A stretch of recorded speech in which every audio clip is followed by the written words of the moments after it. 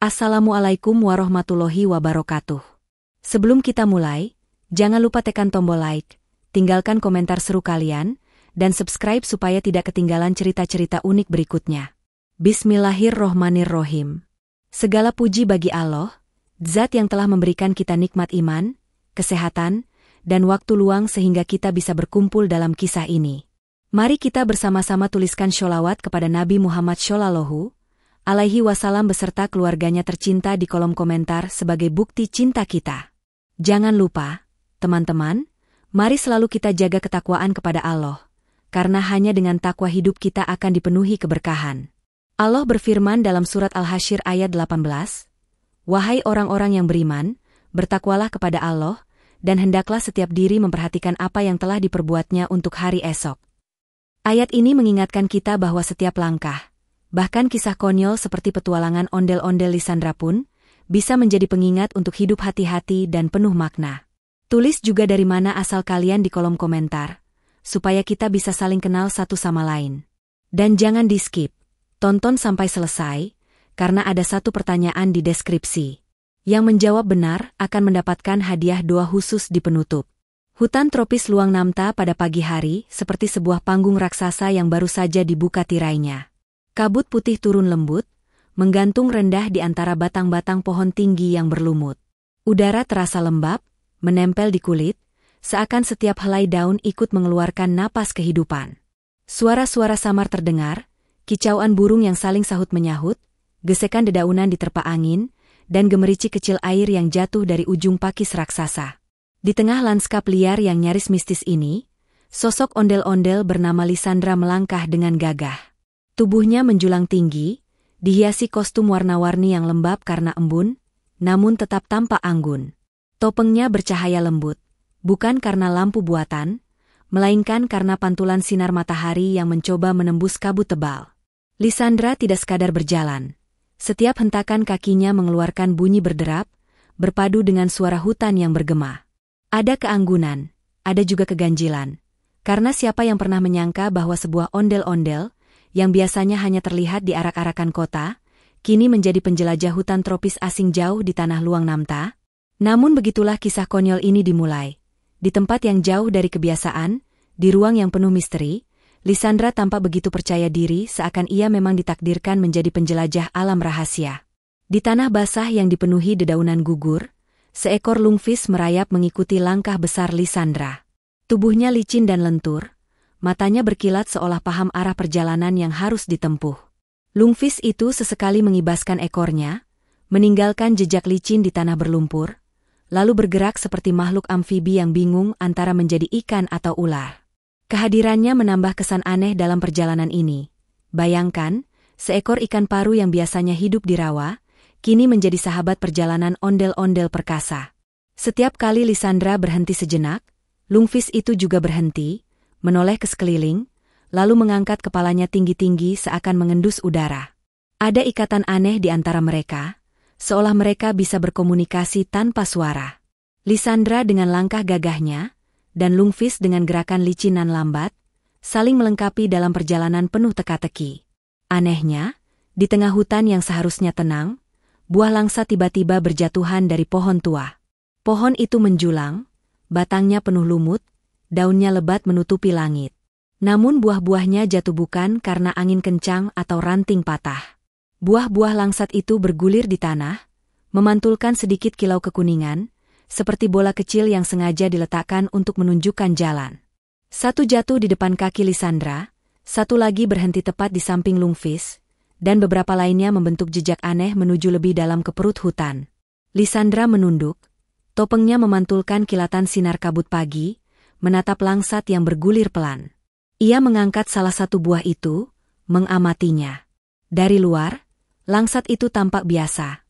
Kulit tipis, warna kekuningan pucat, sedikit bercak coklat alami. Namun saat disentuh, buah itu terasa hangat, seakan menyimpan cahaya di dalamnya. Lungfis mendekat, mencium-cium buah itu, lalu mengibaskan ekornya seolah memberi tanda persetujuan. Seolah-olah pohon tua ini sedang berbicara pada kita, gumam Lisandra dengan suara berat yang bergema di balik topengnya. Ia menoleh ke arah lungfis, seakan meminta jawaban, Tapi makhluk licin itu hanya melata pelan, mengikuti arah langsat-langsat yang jatuh berikutnya.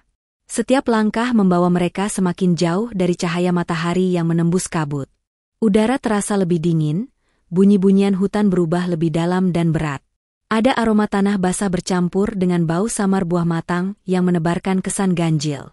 Buah langsat terus berguguran, membentuk jalur seakan menuntun mereka pada sesuatu yang tersembunyi. Hati Lisandra bergetar.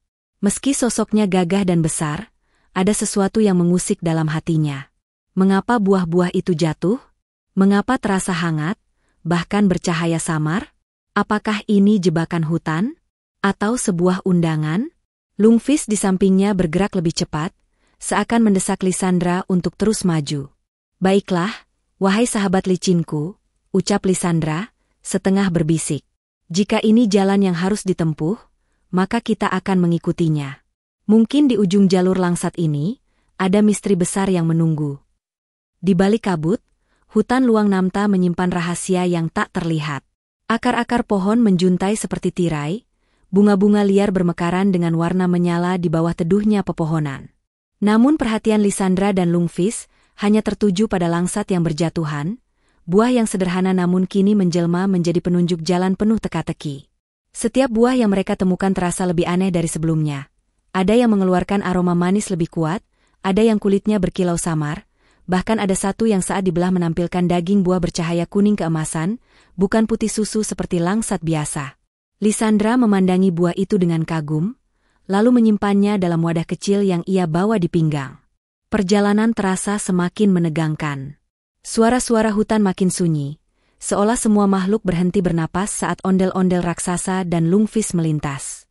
Kabut menebal, membuat pandangan terbatas hanya beberapa langkah ke depan. Namun jalur langsat terus tampak jelas, bagai lampu kecil yang menuntun di tengah kegelapan. Di benak Lisandra, pertanyaan berulang-ulang muncul, siapakah yang meletakkan tanda ini?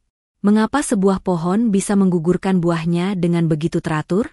Dan lebih penting lagi, untuk siapa tanda ini ditujukan? Ia menoleh ke Lungfis yang tetap setia di sampingnya. Mungkin jawabannya sudah menunggu. Di ujung jalan ini, katanya sambil menegakkan tubuh, menapaki tanah basah dengan langkah penuh wibawa. Meski tak ada jawaban verbal dari Lungfis, ekor makhluk itu berkibas pelan, menimbulkan riak kecil di genangan lumpur. Seakan berkata, benar, teruslah melangkah. Maka mereka pun melanjutkan perjalanan, menembus hutan tropis yang semakin gelap, dengan jalur buah langsat yang misterius, dengan hati yang campur aduk antara keberanian, rasa ingin tahu, dan sedikit ketakutan. Dan di balik semua itu, ada perasaan bahwa sesuatu yang besar, entah harta, rahasia, atau jebakan, sedang menunggu mereka berdua. Hutan pun kembali hening, hanya menyisakan langkah ondel-ondel raksasa dan gerakan licin Lungfis yang mengiringi, sementara buah langsat terus jatuh satu demi satu, bagai detak jam yang menghitung mundur menuju rahasia besar. Sampailah mereka di depan mulut gua besar yang menjulang seperti mulut naga purba yang sudah lama tidur. Kabut pagi semakin menebal di sekitarnya, menyelubungi pepohonan dan akar-akar tua yang menjuntai di depan pintu masuk. Mulut gua itu hitam pekat, seakan menelan cahaya apapun yang mencoba masuk. Udara di sekelilingnya lebih dingin daripada hutan tropis di luar, menebarkan aroma lembab, bau tanah bercampur lumut, dan sedikit aroma asam buah yang membusuk. Di hadapan pemandangan ini, Lisandra berdiri tegak, tubuh ondel-ondel raksasa itu kontras dengan kegelapan yang menganga di depannya. Dengan gerakan penuh wibawa, Lisandra mengangkat obornya. Nyala api menari-nari, bergoyang ditiup angin yang keluar dari perut gua. Wajah topengnya terbagi dua. Separuh diterangi cahaya oranye keemasan obor, menampakkan guratan lembut yang hampir seperti senyum. Separuh lainnya terbenam dalam bayangan pekat, tampak menyeramkan, seperti menyimpan rahasia yang tak terkatakan. Dari kejauhan, wajah itu bisa menakuti siapapun. Tetapi bagi Lungfis yang mendampinginya, bayangan itu justru menjadi penanda keberanian.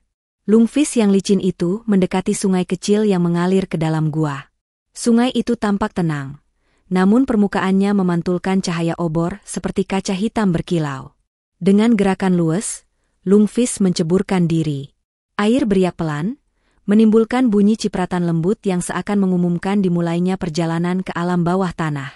Ia bergerak mengikuti arus, meluncur masuk, Tubuhnya berkilat aneh di bawah cahaya samar, seperti seekor naga air dalam dongeng kuno. Lisandra menatap Lungfis itu, lalu kembali menoleh ke dinding gua. Di sana, sesuatu yang ganjil menarik perhatiannya.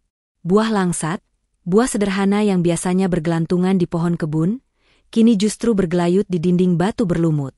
Akar-akar kecil tumbuh dari sela batu, mengikat buah itu seperti tangan yang memegang permata.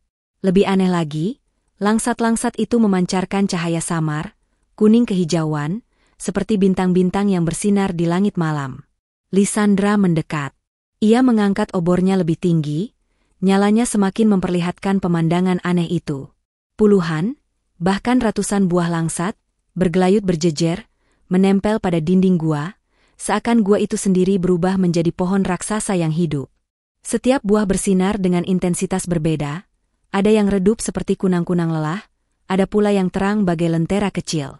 Cahaya-cahaya itu memantul di permukaan air sungai, menciptakan ilusi langit malam yang jatuh ke dalam gua. Lungfis, yang sudah lebih dulu masuk, berenang pelan sambil menatap buah-buah itu. Ia seperti terpesona, matanya mengikuti kilau langsat di atas kepalanya.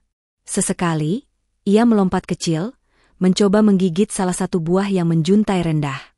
Tapi buah itu menghindar, seakan punya kesadaran sendiri. Lisandra menyaksikan kejadian itu sambil mengerutkan kening. Buah yang menolak dimakan, gumamnya, suara beratnya bergema di dalam mulut gua. Ini jelas bukan kebetulan. Cahaya obor membuat bayangan Lisandra membesar di dinding batu, menari-nari bersama cahaya langsat. Bayangan itu seakan menggandakan dirinya. Satu Lisandra dalam bentuk nyata, dan puluhan Lisandra semu yang menari di batu. Suasana menjadi semakin magis, juga sedikit konyol, karena bayangan kepalanya yang besar tampak berusaha menakut-nakuti Lungfis. Namun Lungfis tidak peduli. Ia terus berenang, kadang mengibaskan ekornya hingga air memercik ke kaki Lisandra. Di udara terdengar bunyi aneh.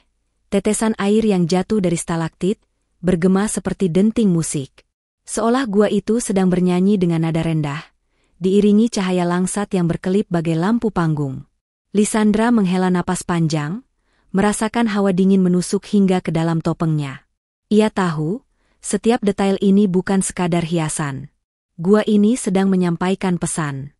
Jika langsat adalah tanda jalan di hutan, ucapnya lirih, maka langsat bercahaya ini adalah pintu rahasia. Lungfis berhenti berenang, menoleh dengan tatapan aneh, seakan mengerti kata-kata itu. Matanya berkilau terkena cahaya langsat, membuatnya tampak seperti makhluk mitologi yang diberkahi kebijaksanaan. Ia mengeluarkan suara kecil, seperti dengkuran halus, lalu melanjutkan renangannya lebih dalam. Lisandra mengikuti. Setiap langkah kakinya di tanah gua menimbulkan gema berat, seakan seluruh gua ikut bergetar. Semakin ia masuk, semakin banyak langsat bercahaya yang ditemuinya. Ada yang bergelayut tinggi seperti bintang jauh, ada yang nyaris menyentuh permukaan air seperti lampion mengambang. Beberapa bahkan jatuh ke air, lalu terapung sambil memancarkan cahaya redup, mirip kapal kecil yang membawa api suci. Di benaknya, Lisandra bertanya-tanya, siapa yang menaruh buah-buah ini? Apakah gua ini hasil ciptaan alam semata? Atau ada tangan tak terlihat yang mengubahnya menjadi lorong penuh tanda? Ia teringat cerita lama tentang para penjaga hutan, roh-roh yang menyamar dalam wujud aneh untuk menguji para pejalan. Bisa jadi, langsat ini adalah ujian. Namun meski hatinya berdebar, Lisandra tetap melangkah. Ia percaya, misteri yang ia cari, harta langsat atau apapun itu, pasti berada di balik cahaya-cahaya aneh ini. Dan di sisi lain, ada rasa konyol yang tak bisa ia abaikan. Bayangkan, seekor lungfis dan ondel-ondel, dua makhluk yang sama sekali tidak biasa, kini sedang berjalan bersama di bawah langit langsat dalam gua tropis. Sesekali, Lisandra meraih satu buah langsat dari dinding. Buah itu hangat di tangannya, menggetarkan jari-jarinya seakan ada denyut kehidupan di dalamnya. Ia mencoba membuka kulitnya, tapi sebelum sempat, buah itu lenyap, menghilang dalam cahaya kecil, seakan hanya ilusi. Ia terdiam, lalu tertawa kecil, suara tawanya menggema panjang. Sungguh gua yang iseng, katanya. Sementara itu, Lungfis berhasil menggigit salah satu buah yang jatuh ke air. Anehnya, buah itu tidak hilang, malah meledak kecil, menebarkan gelembung-gelembung bercahaya ke seluruh kolam. Gelembung itu naik ke udara, melayang perlahan, lalu pecah dengan bunyi lembut. Suasana gua makin aneh, campuran antara mistis, indah, dan konyol. Langkah demi langkah, Lisandra dan Lungfis semakin dalam masuk ke gua. Cahaya langsat semakin pekat, hampir menutupi kegelapan. Namun anehnya, semakin terang cahaya itu, semakin besar pula bayangan yang tercipta di dinding. Bayangan Lisandra makin membesar, kepalanya tampak menyentuh langit-langit gua, membuatnya tampak seperti raksasa yang sedang memimpin ritual. Di titik itu, Lisandra berhenti sejenak. Ia menatap ke dalam kegelapan gua yang belum tersentuh cahaya langsat. Ada perasaan kuat di hatinya. Sesuatu sedang menunggu di dalam, sesuatu yang besar, mungkin berbahaya, atau mungkin sebuah berkah yang tak ternilai. Ia menurunkan obornya, memandang Lungfis, lalu menatap langsat bercahaya yang masih bergelayut. Bintang-bintang palsu ini, gumamnya, bisa jadi penunjuk, bisa jadi jebakan. Namun kita tak bisa mundur. Jalan sudah terbuka. Lungfis mengangkat kepalanya dari air, menatap Lisandra dengan mata bulat berkilau. Seakan berkata, "Ya, mari kita lanjutkan." Maka mereka pun terus masuk, menembus lorong cahaya langsat, meninggalkan dunia luar yang penuh kabut. Gua kini menjadi dunia baru, dunia di mana buah langsat berganti peran menjadi bintang, sungai kecil berubah menjadi jalur rahasia, dan obor Lisandra hanya menjadi tambahan kecil bagi cahaya keajaiban yang sudah ada. Perjalanan ini baru dimulai, dan mereka berdua sadar, meski tak terucap, bahwa setiap langkah akan membawa mereka lebih dekat pada jawaban besar yang disembunyikan Luang Namta. Mereka terus melangkah semakin dalam, meninggalkan mulut gua yang kini terasa jauh, hanya tinggal kenangan samar di belakang mereka. Udara menjadi lebih dingin, seolah setiap langkah membawa mereka mundur ke zaman purba, ketika bumi baru saja terbentuk. Suara tetesan air dari atap gua terdengar seperti denting jam abadi, yang tak pernah berhenti sejak ribuan tahun lalu. Tik, tik, tik. Suara itu bergema, menyatu dengan langkah berat Lisandra dan riak kecil dari Lungfis yang berenang. Cahaya dari obor Lisandra beradu dengan cahaya langsat bercahaya yang tumbuh dari akar-akar batu. Kilauan itu membuat stalaktit yang menggantung di langit-langit gua tampak seperti ribuan pedang kristal, berkilau lembut seakan disepuh perak. Setiap tetes air yang jatuh dari ujung stalaktit berpendar sebentar, lalu hilang begitu menyentuh permukaan kolam di bawah. Lisandra berhenti sejenak. Nafasnya keluar dari selatopeng, terdengar berat namun penuh kendali. Pandangannya jatuh pada sebuah benda yang kontras dengan batu-batu alami di sekitar, sebuah peti tua. Peti itu tersembunyi di sudut gua, separuh terkubur oleh akar-akar batu dan lumut tebal. Ukurannya besar, hampir setinggi pinggang Lisandra, dengan ukiran-ukiran aneh di permukaannya. Motifnya melingkar-lingkar, seperti pusaran air, bercampur dengan bentuk mirip bintang dan buah. Ia berjalan mendekat, langkahnya bergema, membuat bayangan besar tubuh ondel-ondel menari-nari di dinding.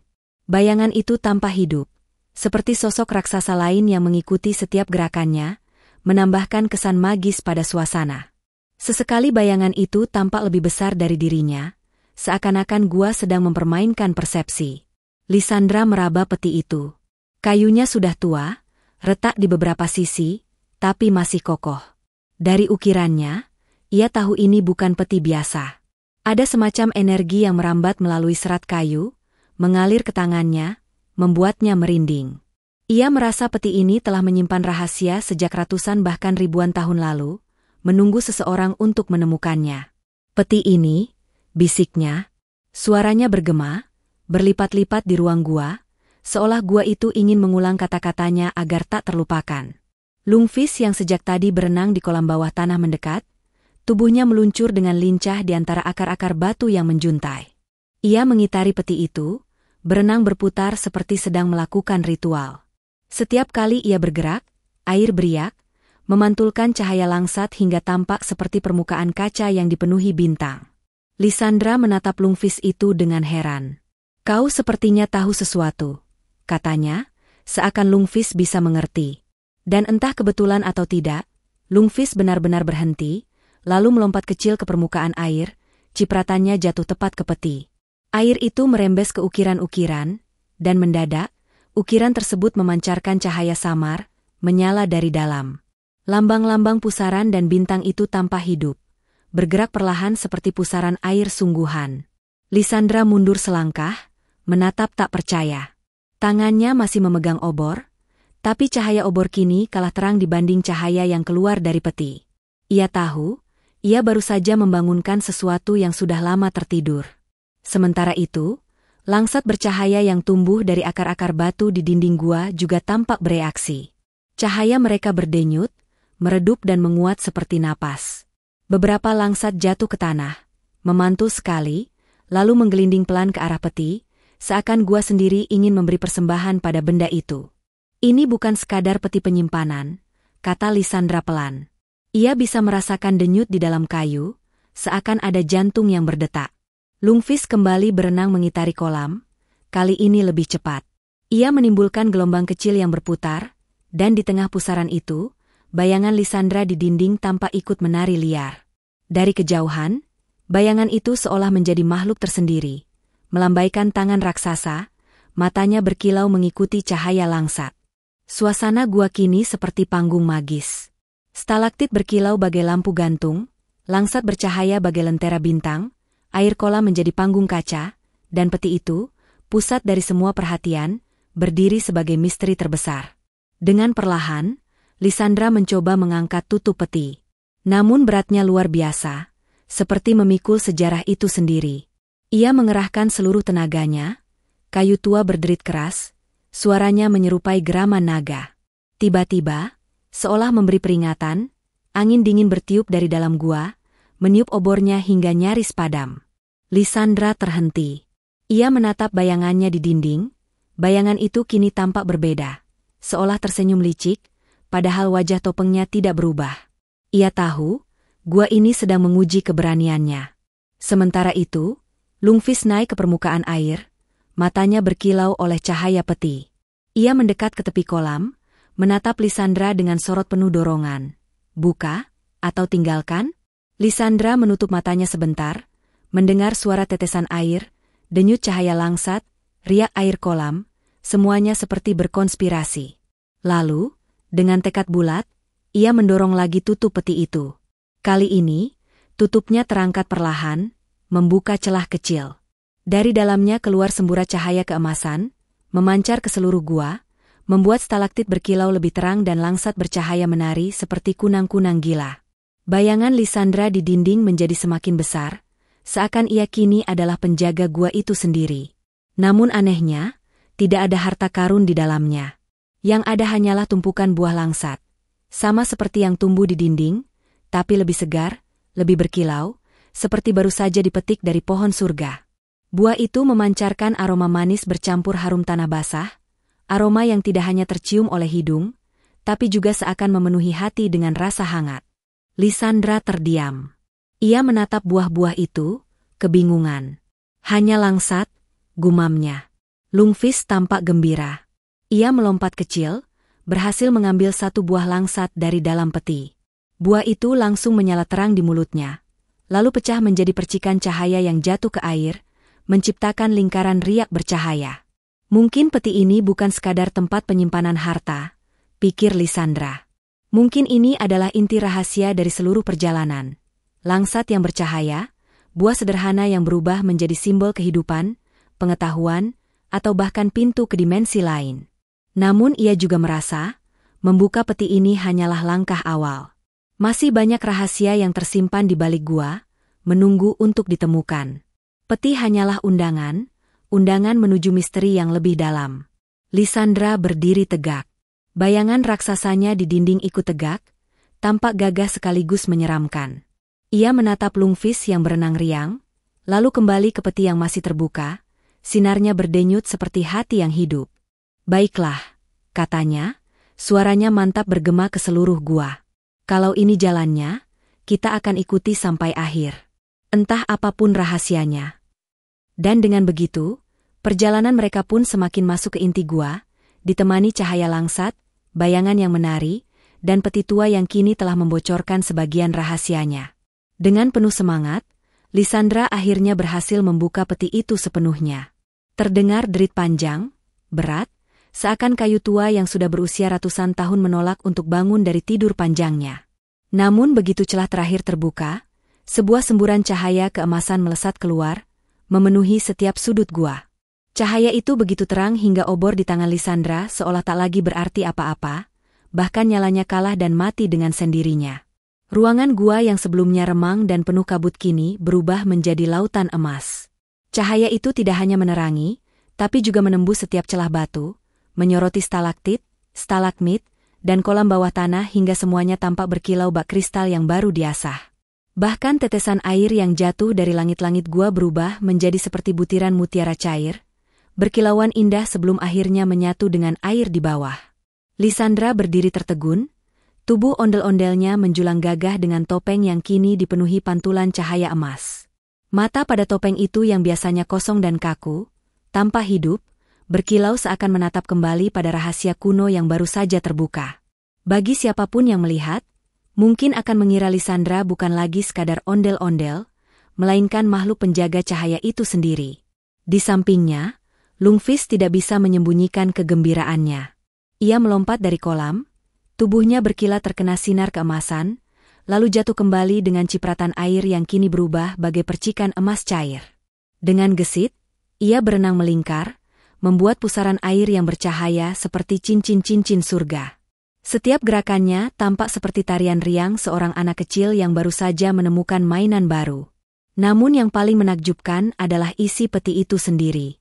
Bukan emas, bukan perhiasan, bukan permata, melainkan tumpukan buah langsat. Tetapi ini bukan langsat biasa. Buah-buah itu memancarkan cahaya lembut, seolah setiap buah mengandung inti bintang kecil di dalamnya. Kulitnya tampak transparan, memperlihatkan daging buah yang berkilau seperti kristal putih susu. Aroma manis menyebar, bercampur dengan kesegaran tanah gua, menghadirkan wangi yang membuat dada terasa lapang dan hati tenang. Lisandra menunduk, menatap buah-buah itu dengan penuh kagum. Ia merasa seolah sedang melihat sesuatu yang tak masuk akal. Buah sederhana yang selama ini dianggap biasa oleh manusia, ternyata di tempat rahasia ini menjadi harta yang diperlakukan seperti permata suci. Buah langsat, tapi bercahaya, bisiknya, suaranya pelan namun bergema, menyatu dengan getar cahaya yang terus memancar. Lungfis, tanpa ragu, segera menyambar satu buah dengan mulutnya. Buah itu berpendar lebih terang sejenak sebelum meledak menjadi percikan cahaya ketika disentuh oleh air kolam. Percikan itu tidak hilang, melainkan menyatu menjadi bunga-bunga cahaya kecil yang melayang di atas permukaan air, seperti kunang-kunang emas yang menari bersama riak air. Lungfis tampak girang, melompat lagi dan lagi, seolah ia tahu sejak awal bahwa buah ini bukan sembarang buah, melainkan bagian dari misteri yang menunggu untuk dirayakan. Sementara itu, sinar keemasan dari peti tidak hanya berhenti di gua. Seakan-akan dinding batu yang keras pun tidak mampu menahan pancaran energi tersebut. Dari luar gua, sinar samar mulai merembes keluar melalui celah bebatuan, menembus kabut hutan luang Namta. Burung-burung yang sedang tertidur terbang panik, monyet-monyet menggeliat bingung, dan pepohonan seakan berbisik dalam bahasa rahasia. Hutan itu tahu, sebuah rahasia kuno telah bangkit. Lisandra perlahan meraih satu langsat dari peti. Buah itu ringan di tangannya, namun menyimpan energi yang berdenyut pelan, seperti jantung yang berdetak. Ketika ia mengangkatnya tinggi, sinarnya bertambah kuat, memantul ke dinding gua dan membuat bayangan ondel-ondel semakin besar, semakin megah, hingga hampir memenuhi ruangan. Bayangan itu tanpa hidup, bergerak seiring napasnya, seakan ondel-ondel kedua yang menjaga buah-buah itu. Suasana berubah magis. Batu-batu gua yang tadinya hanya latar, kini tampak berkilau dengan warna pelangi yang memantul dari cahaya langsat. Kolam bawah tanah memantulkan seluruh pemandangan itu seperti kaca raksasa, sehingga seolah-olah ada dua dunia. Dunia nyata di atas dan dunia cermin di bawah. Namun di tengah semua keindahan itu, ada juga rasa konyol yang tak bisa dihindari. Ketika Lisandra terpukau menatap langsat di tangannya, Lungfis tiba-tiba melompat keluar dari air dan menempel di topengnya, seolah ingin ikut menikmati cahaya dari dekat. Lisandra terkejut, hampir menjatuhkan buah yang dipegangnya. "Hei, jangan di wajahku juga," serunya, mencoba menyingkirkan Lungfis dengan tangan satunya. Lungfis itu justru berguling riang, lalu meluncur kembali ke kolam dengan gaya dramatis seperti pemain akrobat. Momen itu membuat suasana sedikit cair, mengingatkan Lisandra bahwa meski rahasia besar sedang terbuka, mereka tetaplah dua sahabat aneh. Seorang ondel-ondel yang gagah dan seekor lungfis yang terlalu antusias. Tetapi, ada sesuatu yang berbeda. Semakin lama mereka menatap buah-buah itu, semakin terasa bahwa langsat bercahaya ini bukan sekadar simbol. Cahaya yang dipancarkan seperti berbicara langsung ke hati, menyampaikan pesan yang tak bisa dijelaskan dengan kata-kata. Rasanya hangat, menenangkan, dan membuat mereka yakin bahwa penemuan ini adalah berkah, bukan kutukan. Batu-batu gua yang tersinari mulai menunjukkan ukiran samar, seperti lukisan kuno yang sebelumnya tersembunyi dalam gelap. Gambar-gambar itu menampilkan sosok-sosok menyerupai manusia dan hewan, termasuk sosok mirip ondel-ondel dan ikan purba, yang mengelilingi peti sama seperti yang kini mereka alami. Seolah-olah perjalanan Lisandra dan Lungfis sudah ditulis sejak dahulu kala. Tertulis dalam bahasa cahaya yang hanya muncul saat buah langsat dibangkitkan. Lisandra menatap dinding itu dengan rasa takjub sekaligus merinding. Jadi, kita memang sudah ditakdirkan menemukan ini? Tanyanya, seolah berbicara pada lukisan itu sendiri. Lungfis menjawab dengan gelembung-gelembung riang dari dalam air, yang anehnya ikut berpendar emas sebelum pecah di udara. Cahaya keemasan kini memenuhi mereka berdua sepenuhnya. Wajah Lisandra dipenuhi sinar, seakan topengnya benar-benar berubah jadi wajah hidup. Mata berkilau dengan semesta kecil di dalamnya. Lungfis tampak bagai makhluk mitologi. Tubuhnya memantulkan cahaya sehingga tampak seperti naga air kecil yang berenang di lautan bintang. Dan saat itulah, Gua Luang Namta tidak lagi terasa seperti gua, melainkan seperti istana cahaya yang tersembunyi di bawah bumi. Bagi orang lain mungkin ini akan dianggap harta karun aneh, hanya buah langsat. Tapi bagi Lisandra dan Lungfis, ini adalah tanda bahwa persahabatan mereka, keberanian mereka, dan perjalanan penuh misteri mereka membawa arti yang lebih besar daripada emas dan permata. Ini adalah cahaya kehidupan itu sendiri. Senja tiba. Cahaya matahari terakhir menembus dedaunan hutan tropis Luang Namta, memantulkan warna jingga, merah, dan ungu ke seluruh langit. Kabut yang sejak pagi menutupi hutan perlahan-lahan menghilang, seakan menyerah kepada kehangatan sinar senja. Udara menjadi lebih lembut, angin berhembus perlahan membawa aroma tanah basah bercampur manis dari buah langsat bercahaya yang mereka bawa keluar dari gua. Lisandra melangkah gagah keluar dari kegelapan gua, tubuh ondel-ondelnya yang besar kini benar-benar tampak seperti makhluk dari legenda. Obor yang tadi ia bawa sudah tidak berarti, karena sinar langsat yang dipeluknya jauh lebih terang. Setiap langkahnya membuat tanah seolah bergetar, sementara bayangannya memanjang di atas bebatuan, bercampur dengan warna langit senja yang bergelora. Ia mengangkat setangkai langsat bercahaya tinggi-tinggi, kedua tangannya menahannya seolah sedang mempersembahkan sesuatu yang lebih besar daripada sekadar buah. Cahaya langsat itu berpadu dengan sinar matahari senja, menciptakan pancaran emas yang berbaur dengan oranye dan ungu langit. Dari kejauhan, siapapun yang melihat akan mengira ada bintang jatuh yang berhenti di bumi dan menolak kembali ke langit. Lungfis, yang sejak tadi tak pernah bisa menahan kegembiraannya, melompat dari sungai kecil yang mengalir di depan gua. Tubuhnya berkilau diterpa cahaya langsat dan senja, lalu ia jatuh kembali ke air dengan cipratan besar. Namun anehnya, percikan air itu tampak seperti perak cair, berkilau indah, menyebar menjadi lingkaran-lingkaran cahaya yang terus membesar sebelum akhirnya memudar. Seolah sungai itu berubah menjadi cermin langit yang hidup.